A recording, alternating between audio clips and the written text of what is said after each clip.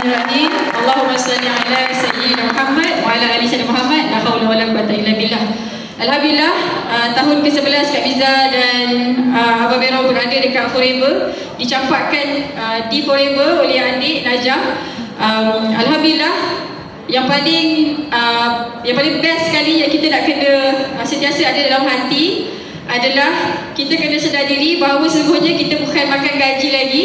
Okey, kalau orang kerja, dia punya flow dia adalah kita kena belajar, faham and buat. Tapi sebab kita adalah business owner, kita own this business, so dia punya flow adalah kita belajar, kita buat, baru kita faham. Okey, jom kita cakap sama.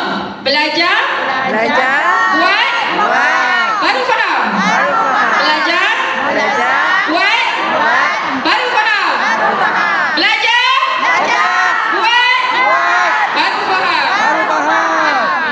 Okey, alhamdulillah. Bila berada dekat Forever ni, Kak Miza jadi sangat-sangat fokus. Kak Miza dan Abang Bero, kita orang memang 100% bagi masa dekat Forever.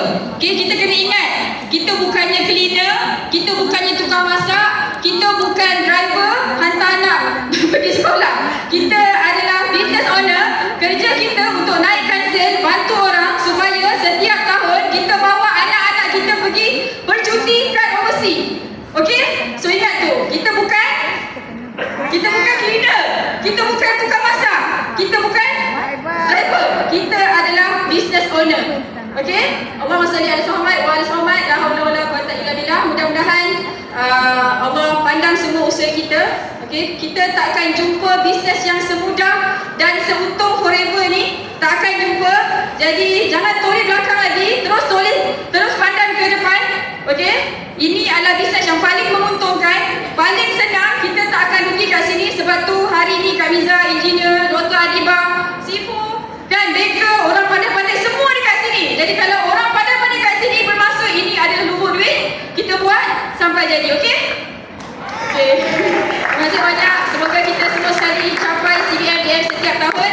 Mudah-mudahan Allah yang Fatah bukakan jalan kejayaan seluas-luasnya untuk kita semua kat sini. Tahun depan kita pergi Hong Kong sama-sama, insya-Allah. Tepuk sikit.